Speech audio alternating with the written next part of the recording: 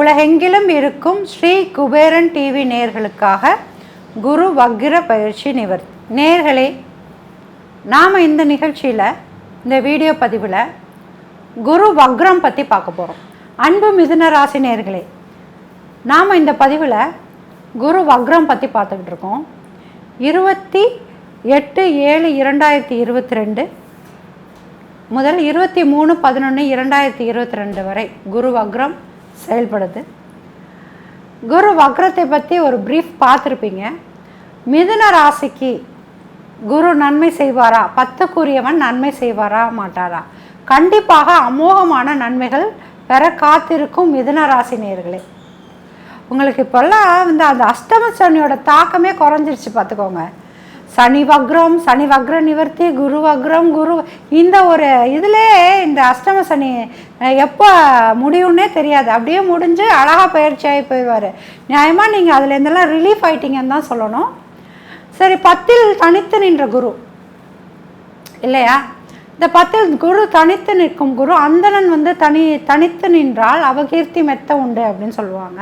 இல்லை, தனித்து நின்ற இடம் அதிகமாக செயல்படாது அப்படின்னு ஒரு இருக்குது. இன்னொன்று லாஜிக்கான பாயிண்ட் என்னென்னா, ஆட்சி பெற்ற இடத்தில் தனது ஆதிபத்திய வீடான ஒன்றில் ஆட்சி பெற்ற நிலையில் இருக்கும் எந்த ஒரு கிரகமும் அதற்கான செயல்பாட்டில் ஜம்முன்னு உட்காந்துப்பாங்களே தவிர இறங்கி வேலை செய்ய மாட்டாங்க.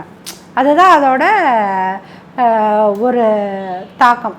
எப்படின்னா, இப்போ ஒருத்தருக்கு செவ்வாய் நல்ல உச்சத்தில் இருக்காருன்னு வச்சுக்கோங்க. செவ்வாய் தசை நடக்குது. செவ்வாய் அடிமை வேலை செய்யக்கூடியவர்கள் தான், சனி அடிமை வேலை செய்யக்கூடியவர்கள் தான். இன்னொருத்தங்க கீழே இருக்கக்கூடிய சேவகன் சம்பந்தமான இடத்துல இருக்கக்கூடிய அந்த செவ்வாய் காரகத்தில் பிறந்திருந்தா கூட, மேஷ லக்னம், விருச்சக லக்னம், மேசராசி, விருச்சக ராசி, இல்லைன்னா இன்னொரு இடத்துல வேலை பார்த்துக்கிட்டு இருக்காங்க, எனி அதர் லக்னாஸ், எனி அதர் ராசி. இந்த செவ்வாய் தசை வரும்பொழுதோ இல்லை செவ்வாய் புத்தி வரும்பொழுதோ, அந்த செவ்வாய் ஆட்சியோ உச்சமோ பெற்று நிற்கும் பொழுது அந்த வேலைக்கு போக முடியாமல் சூழ்நிலை அவர்களை தடுத்து நிறுத்திவிடும். இன்னொருத்தவங்க கிட்ட அவங்களால வேலையை செய்ய முடியாது. இல்லை அப்படின்னா தனக்கு தானே ஒரு முதலாளி பட்டம் வச்சுக்கொண்டோ, இல்லை தான் தனியாக செயல்பட போகிறதான்னு நினைத்து கொண்டோ, இல்லை வேறு விஷயமாக வேலையை விட்டு வீட்டில் இருக்கக்கூடிய ஒரு காலகட்டத்திலேயோ அவங்க அந்த டைமில் இருப்பாங்க. ஆக மொத்தம் ஜம்முன்னு இருக்கணும், அதுதான் விஷயம். இன்னொருத்தவங்க கிட்டே இருக்கக்கூடாது. இல்லை, இந்த நிறையா வாய்ப்புகளை இழந்த ப்ராஜெக்ட் செய்கிறவங்கன்னா வாய்ப்புகள் இல்லாமல் வீட்டில் லக்னாதிபதி ரொம்ப வீழ்ச்சியான நிலையில் இருக்கும்போது, செவ்வாய் உச்சம் பெற்று இருக்கும் பொழுது, அதோட தசை ஆட்சி பெற்று நடக்கும் பொழுது வீட்டில் இருக்கிறதுக்கூடிய சூழ்நிலைகள்லாம் வரும். அந்த மாதிரி ஒரு நிலைமையை தான் மிதுன ராசிக்கு குரு தனது 10ஆம் வீட்டுக்கு அதிபதியான குரு அவரோட ஆட்சி வீட்டில் நின்று கொஞ்சம் மெதுவான ப்ராசஸாக பண்ணியிருப்பார் வேலை. ஆனால் இந்த வக்ரம் வந்துச்சு பாருங்கள், இனி வேலையெல்லாம் கட நடந்துடும். ஏன்னா 10ல் ஒரு பாவியாச்சும் இருக்கணும். குரு பாவி கிடையாது, ஆனால் வக்ரம் ஆனதுனால பாவியோட லிஸ்ட்டில் நம்ம இப்போ குருவை ஆட் பண்ணிக்கலாம். நமக்கு அப்படி ஒரு சான்ஸ் இருக்குது. அதனால் அந்த 10ல் ஒரு பாவியாக இருக்கணும் இல்லையா? அது வக்ரம் பெற்ற ஒரு பாவி இருக்கும் பொழுது, அதுவும் மிதுனத்துக்கு அசல் பாவியான பாதகாதிபதியான குரு அந்த இடத்துல வக்ரம் பெற்று இருக்கும் பொழுது எப்படி நன்மையை செய்யாமல் போவார்? அப்போது மிதுன ராசிக்கு இனிமேல் ஒரே ஒரு வேலை தான், பணம் கட்டுக்கட்டாக வரப்போகுது, கொட்டி கொடுக்க போகிறாரு. உங்களோட அதிகபட்ச வேலை எண்ணி பீரோவில் அடுக்க வேண்டியதுதான். நெக்ஸ்ட்டு தடைப்பட்டு கடந்த அனைத்து சுபகாரியங்களும் நடப்பதற்கான வாய்ப்பு இருக்குது. இப்போ 10ஆம் இடம் கர்மஸ்தானம், ஜீவனஸ்தானம், தொழில் ஸ்தானம் சொல்லுவாங்க. எந்த ஒரு இடத்திற்கும் 10ஆம் இடம் அதனோட கர்மஸ்தானம். இப்போ 7க்கு 10ஆம் இடம், 7ஆம் இடம் நமக்கு எப்படியோ கல்யாணம் நடந்துடும். ஆனால் 7க்கு 10ஆம் இடம் நல்லா இருக்கும் பொழுது தான் அந்த கல்யாணத்தோட செயல்பாடுகள் நல்லா இருக்கா, அதாவது கணவன் மனைவி அந்யோன்யம் நல்லா இருக்குமா, கணவன் மனைவிக்கிடையே ஒற்றுமை நல்லா இருக்குமா. இப்போது புத்திரஸ்தானத்துக்கு 10ஆம் இடம் கர்மஸ்தானம், செயல்பாடு ஸ்தானம், ஜீவனஸ்தானம், அதற்குரிய தொழில்னால் நம்ம சாப்பிட்றது மட்டும் தொழில் கிடையாது.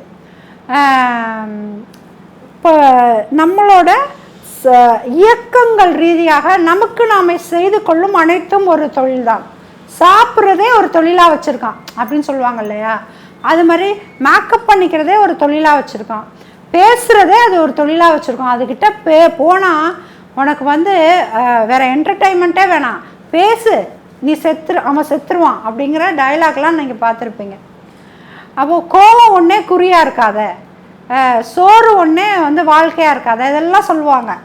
அப்போது ஒருத்தர் எந்த தொழிலை செய்கிறாருங்கிறதுனா ஒரு பாவத்துக்கு அதன் 10ஆம் பாவமே தீர்மானிக்கும். அந்த மாதிரி மிதுன ராசிக்கான தொழில் பாவத்துவம் 10ஆம் பாவம் நல்லா இருக்கும் பட்சத்தில் புத்திரர்கள் கிடைக்க பெறாதவர்கள், உங்களுக்கு கர்மா கிடைக்கக்கூடிய இடம் அதுதான். அதாவது கர்மானா ஒருவேளை நீங்கள் இப்போது குழந்தை பேர் எப்படி கண்டிப்பாக கிடைக்கும்னு சில இடம் நாங்கள் நிறைய ஜட்ஜ் பண்ணுவோன்னா, அந்த ராசிக்கு 10 வந்து நல்லா இருக்கும் பொழுது கர்மம் செய்ய குழந்தை உண்டு. புரியுதுங்களா?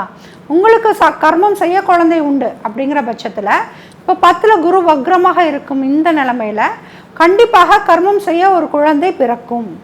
அப்போ குழந்தை பேர் தடையாக இருக்கிறவங்களுக்கெல்லாம் இந்த காலகட்டத்தில் கர்ப்பமாகறதுக்குரிய வாய்ப்புகள் இருக்குது. தத்து பிள்ளைகளை எடுத்துக்கொள்வதற்கான வாய்ப்புகள் இருக்குது. தொலைந்த குழந்தைகள் மீண்டும் கிடைப்பதற்கான வாய்ப்புகள் இருக்குது. தொழில் ரீதியான இழந்த சொத்துக்கள் மீண்டும் கிடைப்பதற்கான வாய்ப்புகள் இருக்குது. நீங்கள் செய்த தர்மம், அந்த தர்மம் கைமேல் பலன் கிடைப்பதற்கான வாய்ப்புகள் இந்த காலகட்டத்தில் மிதுன ராசிக்கு ஜாஸ்தி இருக்குங்க. சரி, மிதுன ராசிக்கு 2ஆம் இடமும் அதாவது தனஸ்தானம், குடும்பஸ்தானம், வாக்குஸ்தானமும் நல்லபடியாக அமையுது, 4ஆம் இடமும் நல்லபடியாக அமையுது அப்படிங்கிறது குரு பயிற்சியில் நம்ம சொல்லியிருப்போம். குரு பார்வை படும் இடமெல்லாம் உங்களுக்கு வந்து புண்ணியம் கிடைக்கும் இருக்கும் இடம்தான் பால் தவிர குரு பார்வைப்படும் இடமெல்லாம் புண்ணியம் கிடைக்கும்.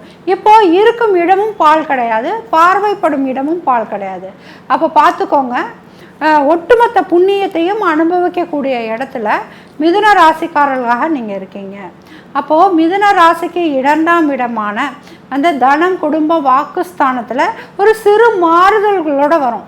சண்டையிட்டு வெற்றி அடையக்கூடிய ஒரு விஷயமாக அந்த தனஸ்தானம் அமையும். போட்டியிட்டு வெற்றி அடையக்கூடிய விஷயமாக தொழில் ஸ்தானம் அமையும். 1க்கு 2 ப்ராஜெக்டை கையில் எடுத்து 10ல் 8 கிடைக்கக்கூடிய வாய்ப்பாக இந்த தொழில் ஸ்தானம் அமையும். அதே மாதிரி வண்டி வாகனம் வாங்கும் பொழுது ஃபஸ்ட்டு வந்து நீங்கள் ஒரு புதுசாக வாங்கலான்னு ஒரு பிளான் பண்ணி இறங்குவீங்க. அது புது காராக தான் இருக்கும், இருந்தாலுமே ஒரு 6 மாதமோ 1 வருடமோ யூஸ் பண்ண ஒரு கார் மாதிரி அமைய, ஒரு வீடு மாதிரி அமைகிறதுக்கு சொந்த வண்டி வாகனம் வீடு அமைவதற்கான வாய்ப்புகள் வந்து ஜாஸ்தி இருக்குங்க. அதே சமயம் வீட்டில் வந்து நல்லா ரெஸ்ட் எடுத்து பழகியிருப்போம். இப்போ வேலை நிமித்தமாக வெளிநாடு அனுப்புகிறாங்கன்னு வச்சுக்கோங்களேன், நல்ல இடத்துல உங்களுக்கு ரூம் போட்டு கொடுத்து சொகுசாக வச்சுக்கிறதுக்காக ஒரு விஷயம் நடக்கும். ஆக நல்லது நடக்கும். நல்லது நடக்கிறதுல இயல்போட சில மாறுபாடுகள் இருக்கும். இப்போ நம்ம எக்ஸாம்பிள் என்ன சொல்கிறோன்னா, இப்போ காலையில் இவ்வளோ நாள் வேலைக்கு போகிறோம், 1 மணிக்கு வந்து சாப்பிட்றோம், திருப்பியும் கொஞ்சம் ரெஸ்ட் எடுத்துகிட்டு வேலைக்கு போகிறோம், திருப்பியும் சாப்பிட்டுட்டு தூங்குகிறோம். இது ஒரு ரொட்டீன் கடமையாக குரு வச்சுருக்காருன்னு வச்சுக்கோங்க. இப்போ என்ன ஆகும்னா அதிக பணம் வரும், அதிக தொழில் ரீதியான வாய்ப்பு வரும், அதிக நிம்மதியான விஷயம் வரும். ஆனால் அப்படியே பல்ட்டி அடிக்கிற மாதிரி ஒவ்வொரு இடத்துக்கும் ட்ராவலிங் டைம் நம்மளை சாப்பிடும். ட்ராவல் என்ன நடக்குதுன்னே தெரியாமல் இங்கேருந்து இறங்கி வேலை பார்த்து, ஆனால் சொகுசு பங்களா, சொகுசான ஒரு ஹோட்டல், நல்ல கம்ஃபர்ட்டான வந்து ஒரு பிளேஸ்லாம் தான் போட்டிருப்பாங்க. ஆனால் அந்த 4ஆம் இடம் சுகஸ்தானம் இருக்கு இல்லையா, அதில் வந்து ட்ராவல் வந்து கடுமையாக இருந்தாலும் போகிறது ஒரு ஏசி கோச்சு, ஒரு பிளேனில் போகிறது, அந்த மாதிரி ஒரு சொகுசான இடத்துல போய் இறங்கி வேலை பார்க்குற மாதிரி ஒரு வாய்ப்புகள் அமைவதற்கான இருக்குது. இதே சமயம் வந்து தாயாருக்கு உடல் ரீதியான அலைச்சல்களும் கொஞ்சம் உடல் ரீதியான தொந்தரவுகளும் வருவதற்கான வாய்ப்புகளை வந்து இத்தனை நாளாக குரு கொடுத்துக்கிட்டு இருக்குது. இப்போ அதுலேருந்து இந்த நாட்களில் வந்து சற்று ரிலாக்ஸ் கிடைக்கிறதுக்கான வாய்ப்பு இருக்கும். ஏன்னா குரு எல்லாத்தையும் பெருக்கக்கூடியவர் தான். அப்போது அந்த தாயார் உடல்நிலை அப்படிங்கிற இடத்துல சுகத்தை அதிகமாக கொஞ்சம் வச்சுருந்தாலும் அது வந்து இந்த குரு பார்வையினால் சுகம்தான். ஆனால் நோய்வாய்ப்பட்டு ஒரே இடத்துல உட்காந்துருப்பாங்க, வேலை செய்ய முடியாது. அப்படி ஒரு சுகம் கூட இருக்குது.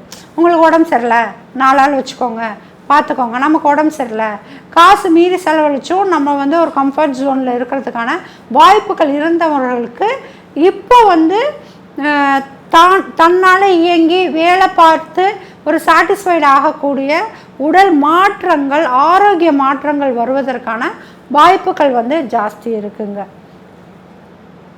அதே சமயம் வந்து கடன்கள் அடைவதற்கான வாய்ப்புகள் வந்து சண்டை போட்டு வாக்குவாதம் பண்ணி கோர்ட்டு வம்பு பிரச்சனைகள்லாம் வந்து அடிதடியோட ஜெயிச்சு முடிக்கிறதுக்கான வாய்ப்பு இருக்குது. சுமூகமாக போகாது.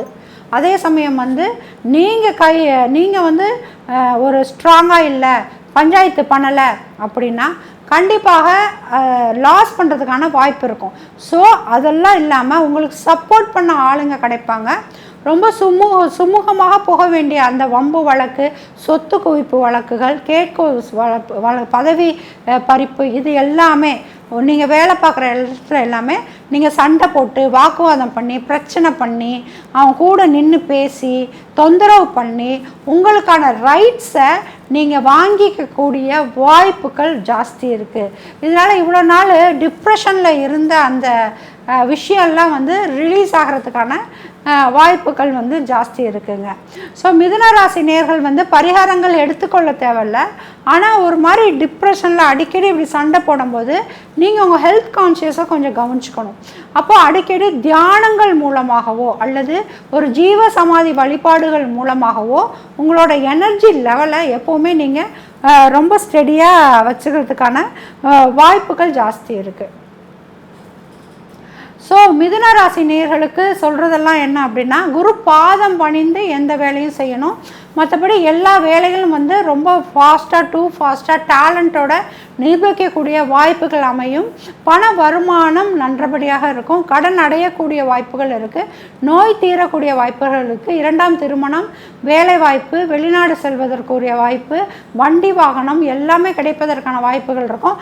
ஆனால் எதுவுமே குரு வக்ரமானதுனால பேச்சுவார்த்தை அப்படி போய் கொஞ்சம் நமக்கு வந்து லேட்டாக முடிகிற மாதிரி ஒரு விஷயம் வந்து வரும். இதை இன்னும் கொஞ்சம் பாலிஷாக பண்ணிக்கலாம் அப்படின்னா, அருகம்புல் நுனி இருக்கு இல்லையா, அதை எப்போவுமே வந்து உங்கள் பாக்கெட்டில் வச்சுக்கிட்டு ஒரு செயல்பாட்டில் இறங்கும் பொழுது இன்னும் நன்றாக இந்த நாளை வந்து ஹோப்ஃபுல்லாக நீங்கள் ஸ்கோர் பண்ணிக்கலாம். நன்றி மிதுன ராசி நேயர்களே. ஸ்ரீ குபேரன் டிவியை பார்த்தமைக்கு நன்றிகள். மேலும் இது போன்ற தகவல்களை தெரிந்து கொள்ள ஸ்ரீ குபேரன் டிவியை சப்ஸ்கிரைப் செய்யுங்கள். மறக்காமல் பெல் ஐக்கானை கிளிக் செய்யுங்கள்.